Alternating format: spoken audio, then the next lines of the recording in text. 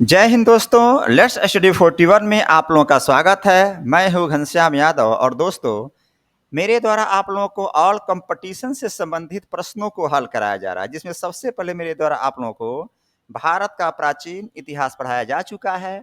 और दोस्तों अब मेरे द्वारा आप लोगों को जो भारत का प्राचीन इतिहास पढ़ाया जा चुका है उसका रिवीजन कराया जा रहा है। और अभी हम लोग पहुंचे हैं रिवीजन का जो चैप्टर है दक्षिण भारत के प्रमुख राजवंश के बारे में। कल हमने पढ़ा था दक्षिण भारत के प्रमुख राजवंश भाग 1।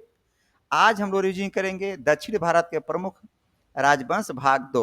तो दोस्तों आइए, आज सबसे पहले प्रश्न बन रहा है, चोल साम्राज्य का सर्वाधिक विस्तार किस शासन काल में हुआ था? ध्यान देंगे, चोल साम्राज्य का सर्वाधिक विस्तार किस शासन काल में हुआ था? लिखेंगे राजेंद्र प्रथम के शासन काल में चोल साम्राज्य का सर्वाधिक विकास हुआ था।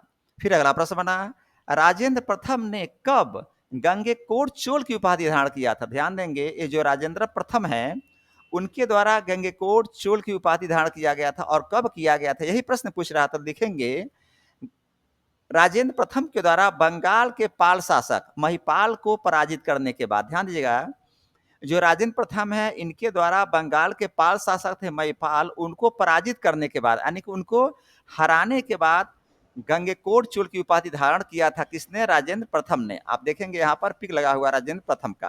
अगला प्रश्न, चोल प्रशासन की मुख्य विशेषता क्या थी? लिखेंगे स्थानीय स्वशासन। चोल प्रशासन की मुख्य विशेषता क्या थी? लिखेंगे स्थानीय प्रशासन। और फिर अगला प्रश्न बना, उर क्या थे? तो ध्यान देंगे दोस्तों, उर एक सर्वसाधारण लोगों की समिति थी। ध्यान दीजिएगा, संस्था समिति समुदाय होता है ना, तो उर सर्वसाधारण लोगों की एक समिति थी जिनका कार्य सार्वजनिक कल्याण के लिए तालाबों एवं बागीचों के निर्माण के लिए गांवों को भूमि को अधिग्रहण करना होता। कहने का मतलब यह है कि ऐसे लोगों की समिति होती थी वो जो लोग जाकर के गांव में भूमि को अधिग्रहण करते थे और तालाब एवं बागीचों का निर्माण करते थे, और इस प्रकार की एक समिति हुआ करती थी। अगला प्रश्न, सभा एवं महासभा। सभा एवं महासभा क्या थी? उत्तर देंगे, यह मूलतः अग्रहारों एवं ब्राह्मणों वस्तियों की सभा हुआ करती थी। इनके सदस्यों को पेरुमक्कलम कहा जाता था। सभा एवं महासभा ये मूलतः अग्रहारों एवं ब्राह्मणों बस्तियों की सभा हुआ करती थी और दोस्तों इनके सदस्यों को पेरुमक्कलम कहा जाता था। और अगला प्रश्न बना, व्यापारियों के सभा को क्या कहा जाता था? लिखेंगे नगरम कहा जाता था। देखेंगे यहाँ व्यापार का एक दिश लगा हुआ है। व्यापारियों के सभा को क्या कहा जाता था? लिखेंगे नगरम कहा जाता था। और फिर अगला प्रश्न बना, चोल काल का सबसे महत्वपूर्ण बंदरगाह कौन सा था? लिखेंगे कावेरी पट्टनम। देखेंगे दोस्तों ये बंदरगाह का पिक लगा हुआ है और प्रश्न बन रहा, चोल काल का सबसे महत्वपूर्ण बंदरगाह कौन सा था? लिखेंगे कावेरी पट्टनम। और फिर अगला प्रश्न बना, विष्णु के उपासक एवं शिव के उपासक को क्या कहा जाता था? ध्यान दीजिएगा, विष्णु के उपासक एवं शिव के उपासक को क्या कहा जाता था? प्रश्न पूछा जा रहा था। लिखेंगे विष्णु के उपासक को अलवार कहा जाता था एवं शिव के उपासक को नैनार कहा जाता था। विष्णु के उपासक को अलवार एवं शिव के उपासक को नैनार संत कहा जाता था। देखेंगे यहाँ विष्णु भगवान का पीर लगा हुआ है, यहाँ शिव भगवान का पीर लगा हुआ है। अगला प्रश्न, चोल वंश में सोने के सिक्कों को क्या कहा जाता था? जो चोल वंश था उस समय सोने के सिक्के को क्या कहा जाता था? दिखेंगे कांसू। देखेंगे यहाँ सोने का सिक्का लगा हुआ है।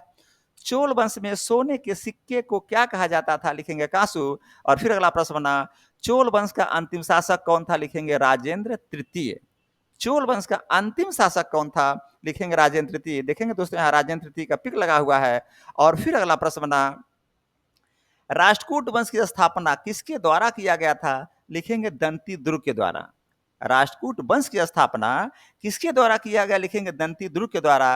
और दोस्तों अगला प्रश्न बना, राष्ट्रकूट की राजधानी कहाँ थी? लिखेंगे मणिकर या मान्यखेत। राष्ट्रकूट वंश की स्थापना दंती दुर्ग के द्वारा किया जा रहा है और दोस्तों राष्ट्रकूट वंश की राजधानी मनकर या मानखेत हुआ करती थी। और फिर अगला प्रश्न बना, एलोरा के प्रसिद्ध कैलाश मंदिर का निर्माण किसके द्वारा करवाया गया था? लिखेंगे कृष्ण प्रथम के द्वारा करवाया गया था। एलोरा के प्रसिद्ध कैलाश मंदिर का निर्माण किसके द्वारा करवाया गया था? लिखेंगे कृष्ण प्रथम के द्वारा करवाया गया था। देखेंगे दोस्तों ये एलोरा का प्रसिद्ध कैलाश मंदिर है। फिर अगला प्रश्न, राष्ट्रकूट वंश का पहला शासक कौन था? लिखेंगे ध्रुव। राष्ट्रकूट वंश का पहला शासक कौन था? उत्तर होगा ध्रुव। फिर अगला प्रश्न, धारावर्ष के नाम से किस शासक को जाना जाता है? तो लिखेंगे ध्रुव को ही जाना जाता है। अगला प्रश्न, एलोरा एवं एलिफेंटा के गुहा मंदिरों का निर्माण किसने करवाया था? लिखेंगे राष्ट्रकूट शासकों के द्वारा करवाया गया था। यानी राष्ट्रकूट शासकों के द्वारा एलोरा एवं एलिफेंटा के गुहा मंदिरों का निर्माण करवाया गया था। देखेंगे दोस्तों, ये एलोरा का मंदिर है और ये एलिफेंटा का मंदिर यानी गुहा मंदिर है। अगला प्रश्न, एलोरा में कितनी शैल कृतियां थी? मैंने आपको बताया था एलोरा में 34 शैल कृतियां थी, यानी 34 शैल गुफाएं हुआ करती थी, जिसमें 1 से 12 तक की गुफाएं बौद्धों के लिए था, 13 से 29 तक की गुफाएं हिंदुओं के लिए था और दोस्तों 30 से 34 तक की गुफाएं जैनों के लिए हुआ करता था। अगला प्रश्न, एलोरा के गुफाओं का सर्वप्रथम उल्लेख किसके द्वारा किया गया था? लिखेंगे फ्रांसीसी यात्री थेवेनेट के द्वारा। प्रश्न आएगा, एलोरा के गुफाओं का सर्वप्रथम उल्लेख किसके द्वारा किया गया? लिखेंगे फ्रांसीसी यात्री थेवेनेट के द्वारा किया गया था। और फिर अगला प्रश्न बना, राष्ट्रकूट शासक किस धर्म के उपासक थे? राष्ट्रकूट शासक किस धर्म के उपासक थे? लिखेंगे शैव, वैष्णव, शाक्त संप्रदाय के साथ साथ जैन धर्म के भी उपासक थे। ध्यान देंगे, राष्ट्रकूट शासक शैव, वैष्णव, शाक्त संप्रदाय एवं दोस्तों इसके साथ साथ जैन धर्म के भी उपासक थे। कौन? राष्ट्रकूट शासक। अगला प्रश्न बना, इस वंश का अंतिम शासक कौन था? लिखेंगे कृष्ण तृतीय था और इसी के दरबार में कन्नड़ भाषा के प्रमुख कवि पुण्य रहा करते थे।